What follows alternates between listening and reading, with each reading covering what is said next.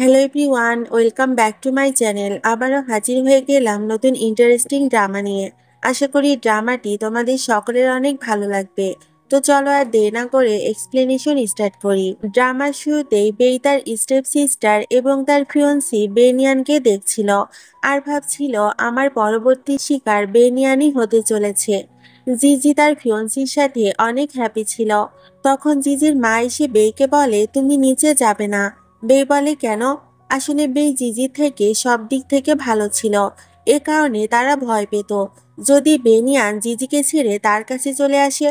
জিজির মা বলে, তুমি তো অসুস্থ, তাই তোমাকে নিচে যেতে নিষেধ করছি। আসলে বেই মেন্টালি আনস্টেবল হওয়ার অ্যাক্টিং করে এই বাড়িতে রয়েছে। তখন তার অতীতের কথা মনে পড়ে, কারণ তার বাবা আর স্টেপ মাদার মিলে তার মাকে বিল্ডিং থেকে ফেলে দিয়েছিল, আর এ কারণেই তিনি মারা যান। বেই মেন্টালি আনস্টেবল হওয়ার অ্যাক্টিং এজন্যই করছিল যাতে সে তার মায়ের মৃত্যুর প্রতিশোধ নিতে পারে। এরপর বেই নিচে আসে আর ইচ্ছে করেই তার টয়টা ফেলে দেয়। বেনিয়ান বেইকে চিনত, তাই সে তার টয়টা দিতে আসে। বে তখন ইচ্ছে করেই তার কাছে আসে আর বলে, তুমি কি কখনো আমার বোনের সাথে রোম্যান্স করেছো? যদি না করে থাকো আমার সাথে করতে পারো। তোমার বডির স্মেল সত্যি অনেক সুন্দর। ইয়ান এসব শুনে ভাবে সে এসব কি বলছে। সে মেন্টালি আনস্টেবল বলে কি এসব বলছে? সে কোনো কিছু বুঝে ওঠার আগেই সেখানে জিজি চলে আসে আর এসব দেখে সে অনেক রেগে যায়। সে বলে, তুমি এখানে কি করছো? তোমাকে তো মম উপরে থাকতে বলেছিল। বে তখন ইনোসেন্ট হওয়ার অ্যাক্টিং করে বলে, আমি উপরে একা থাকতে থাকতে বোর হয়ে গিয়েছিলাম, তাই তোমার সাথে দেখা করতে এসেছিলাম। আর আমার টয়টা নিচে পড়ে গিয়েছিল, তাই ইয়ান সেটা দিতে এসেছে। কিন্তু জিজির কাছে মনে হচ্ছিল বেইয়ানের কাছে আসার জন্য ইচ্ছে করে এসব করছে। সেও তখন ভালো হওয়ার অ্যাক্টিং করে বলে, তোমার মেন্টাল কন্ডিশন তো ভালো না, তাই তোমাকে নিচে আসতে নিষেধ করছি। তুমি উপরে গিয়ে বিশ্রাম নাও।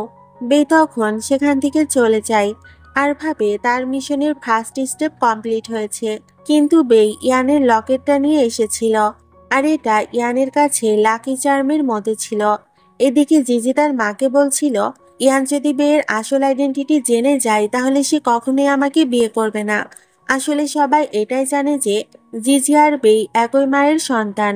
জিজির মা বলে, তুমি চিন্তা করো না, আমি বেইকে শীঘ্রই ট্রিটমেন্ট করার বাহানায় বিদেশে পাঠিয়ে দিব, আর তোমাদের এঙ্গেজমেন্টটাও তাড়াতাড়ি করিয়ে দিব। আর এইসব কথা বেই লুকিয়ে শুনছিল। সে তো তাদের এই প্ল্যানটা কখনোই সফল হতে দিবে না। এরপর বেডরুমে গিয়ে বাথটাবে শুয়ে পড়ে। সে জানতো ইয়ান তার লাকি চার্ম খুঁজতে অবশ্যই এখানে আসবে, তাই সে ইচ্ছে করে এটা করছিল। একটু পরে সত্যি ইয়ান সেখানে আসে এবং দেখতে পায় বাথটা পুরো ব্লাডে ভরে গেছে। সে তখন তাড়াতাড়ি বেকে হসপিটালে নিয়ে যায়। বে আসলে তার অ্যাটেনশন পাওয়ার জন্য এটা করছিল। বে বলে, আমি তোমাকে আজ অনেক বিরক্ত করেছি। তখন সেখানে জিজি এসে তাকে সিম্প্যাথি দেখানোর নাটক করতে থাকে। এরপর সে ইয়ানকে বলে, তুমি কেন বের রুমে গিয়েছিলে? ইয়ান বলে, তোমার কি এটা মনে হচ্ছে যে তোমার বোনের সাথে আমার অ্যাফেয়ার চলছে? জিজি এতে কোনো অ্যান্সার দেয় না, আর বেই তাদের দুজনকে ঝগড়া করতে দেখে অনেক খুশি হয়। সে ইচ্ছে করে গ্লাসটা ফেলে দেয়। তখন ইয়ান তার কাছে ছুটে আসে আর জিজি তার মাকে এই সকল বিষয়ে কমপ্লেন করতে থাকে। তো ইয়ান যখন পানি খাচ্ছিল তখন বেই বলে, আমার কাছে পানি খাওয়ার একটু অন্যরকম ধরন আছে। এই বলে সে ইয়ানকে কিস করতে থাকে আর বলে, এটা অনেক এক্সাইটিং, তাই না? জিজি বাইরে আর আমরা দুজন এখানে রোম্যান্স করছি। তখন সেখানে জিজি এসে দেখে বেই ইয়ানকে হাঁক পড়ে আছে। এতে সে অনেক রেগে যায়। বে বলে, আমি তো শুধু পানি খেতে উঠেছিলাম, তখনই পড়ে যেতে গিয়েছিলাম আর ইয়ান আমাকে সামলিয়েছে।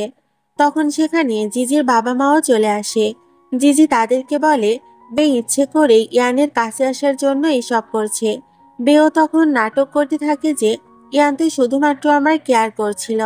জিজির বাবা মা তখন জিজিকে শান্ত করে। এরপর বাড়িতে এসে জিজির মা বলে, আমাদের তাড়াতাড়ি বেকে বিদেশে পাঠাতে হবে, না হলে ইয়ান যদি তার আসল আইডেন্টিটি জেনে যায় তাহলে প্রবলেম হতে পারে। জিজির বাবাও এতে রাজি হয়ে যায়। এদিকে বে ইয়ানকে ফোন করে বলে, তুমি আজকে আমাদের বাড়িতে এসো, আমরা লাঞ্চ টাইমে দেখা করব। ইয়ান প্রথমে মানা করে দেয়, কিন্তু পরে ভাবে সে মেন্টালি আনস্টেবল, সে যদি কোনো কিছু করে ফেলে, তাই সে রাজি হয়ে যায়। তো ইয়ান বেয়ের বাড়িতে এসে দেখে সে রেলিং এর উপর বসে আছে, আর উপরে জিজি আর তার মা কথা বলছিল। বে তখন ইচ্ছে করে নিচে পড়ে যায় আর ইয়ানকে কিস করতে থাকে।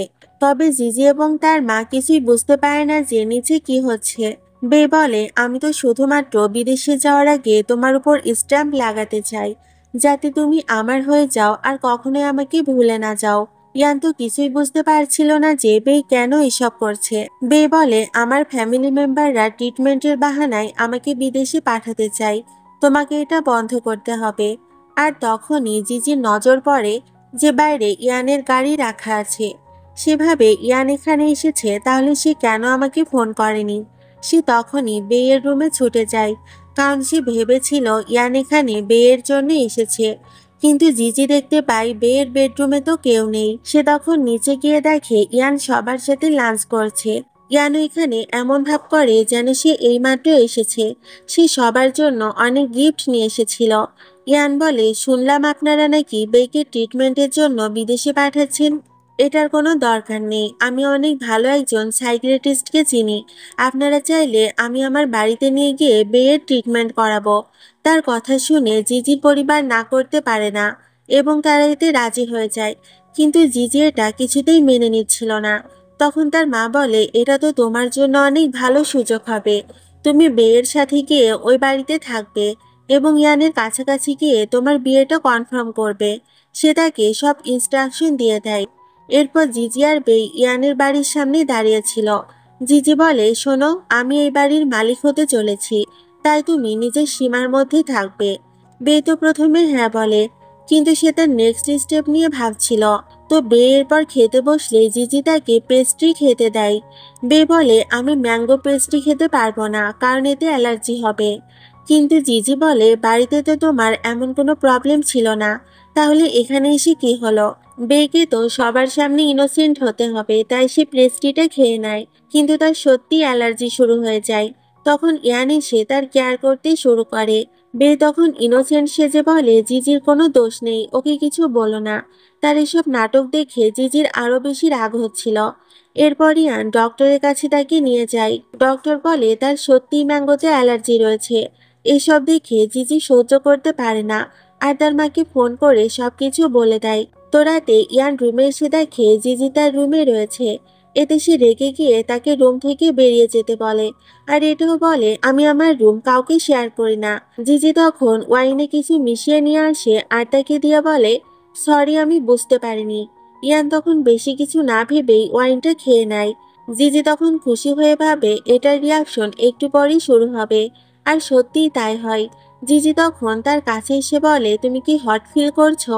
এসো, আমি তোমাকে হেল্প করছি। ইয়ান বুঝতে পারে এসব কিছু জিজিই করেছে। সে নিশ্চয়ই ওয়াইনে কিছু মিশিয়েছে। ইয়ান তখন তাকে দূরে সরিয়ে দেয় এবং তখনই কারেন্ট চলে যায় আর অন্ধকারের মধ্যে বেই তার কাছে চলে আসে। সে বলে, জিজি তোমাকে অন্ধকারে খুঁজে পাবে না। মনে হচ্ছে তোমার এখন আমাকে প্রয়োজন। তুমি কি সত্যি আমার সাথে রোম্যান্স করতে চাও? ইয়ান ভাবে বে মেন্টালি আনস্টেবল, তাই তার সাথে এটা করা উচিত হবে না। কিন্তু সে নিজেকে কন্ট্রোল করতে না পেরে বেকে অন্য রুমে নিয়ে যায়। বে তখন বলে, আমি তোমার ওয়াইফ হতে চাই। এটা শুনে ইয়ান থেমে যায়। এদিকে কারেন্ট আসার পর জিজি তাকে সব জায়গায় খুঁজছিল। অন্যদিকে ইয়ান নিজেকে কাম ডাউন করার জন্য শাওয়ার নিচ্ছিল। সে বেয়ের কথা ভাবছিল যে বে কি সত্যি তার জন্য ফিলিংস রাখে। তবে জিজির কথা ভেবে তার অনেক রাগ হচ্ছিল, কারণ সে আজ খুবই খারাপ আচরণ করেছে। এরপর ইয়ান জিজিকে বাড়ি থেকে বের করে দিতে চায় এবং তার সাথে এঙ্গেজমেন্টও ক্যান্সেল করতে চায়। জিজি বলে, আমি তোমাকে অনেক ভালোবাসি, তাই এমনটা করেছি। কিন্তু ইয়ান তার কোনো কথাই শোনে না এবং তাকে বের করে দেয়। এরপর সে বেকে বলে, তোমাকেও কালকে এখান থেকে চলে যেতে হবে, কারণ এটা আমার নিজের জন্য ভালো হবে। এটা শুনে বে অনেক খুশি হয়, কারণ সে বুঝতে পেরেছে ইয়ান হয়তো তার জন্য ফিলিংস রাখে। এজন্যই সে তার সাথে দূরত্ব বজায় রাখতে চাচ্ছে। নেক্সট ডে সে যখন তার জিনিসগুলো গোছাচ্ছিল, তখন ইয়ানের মম এসে তাকে অনেক বকতে থাকে। সে তাকে জোর করে মেন্টাল হসপিটালে নিয়ে যায় এবং তার প্রাইভেট ডক্টরকে বলে তাকে ইনজেকশন দাও। বে বলে, আমার কি দোষ, আমি তো কিছুই করিনি। তার মম বলে, তুমি কিভাবে ভাবলে যে আমি তোমার মতো মেয়েকে আমার বাড়ির পুত্রবধূ করব? তুমি ইয়ানের কাছে যাওয়ার চেষ্টা করেছো, তাই তোমাকেই শাস্তি পেতে হবে।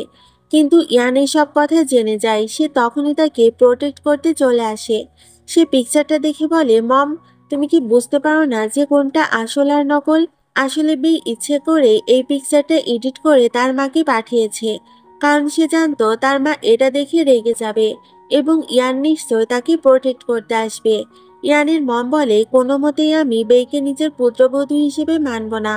ইয়ান বলে, আমার পার্সোনাল লাইফে তুমি ইন্টারফেয়ার করবে না, আর এই ডিসিশন নেওয়ার অধিকার তুমি অনেক আগেই হারিয়েছ।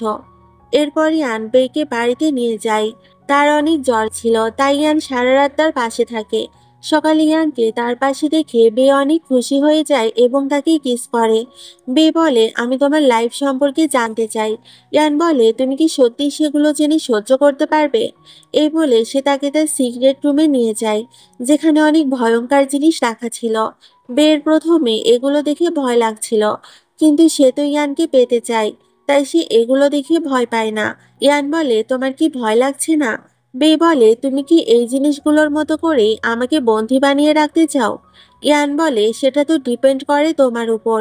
তুমি যদি আমাকে ছেড়ে চলে যেতে চাও তাহলে তো অবশ্যই, কিন্তু বে সারা জীবন তার সাথে থাকতে চায়। এই বলেই সে তাকে কিস করে। নেক্সট ডে ইয়ান জিজির সাথে তার এঙ্গেজমেন্ট ভাঙার ব্যাপারে কথা বলতে চায়। জিজি বলে, তুমি কেন এঙ্গেজমেন্ট ভাঙতে চাও? তুমি বেকে পছন্দ করো এজন্য?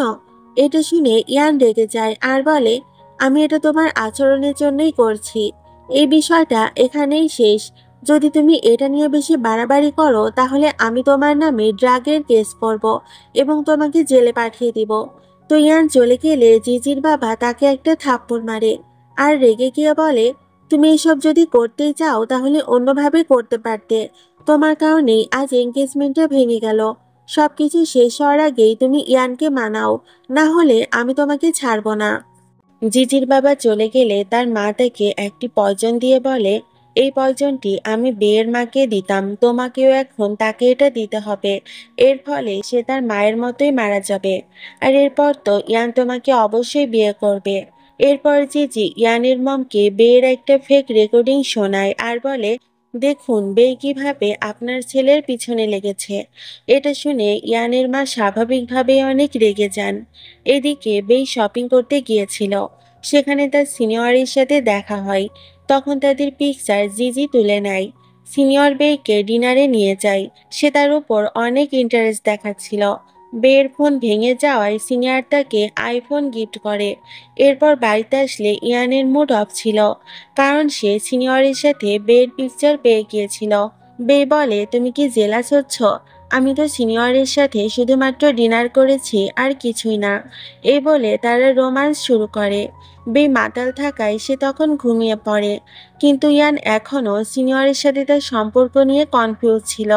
এরপর আমরা দেখতে পারি আসলে জিজি আর সিনিয়র একসাথে মিলে কাজ করছে।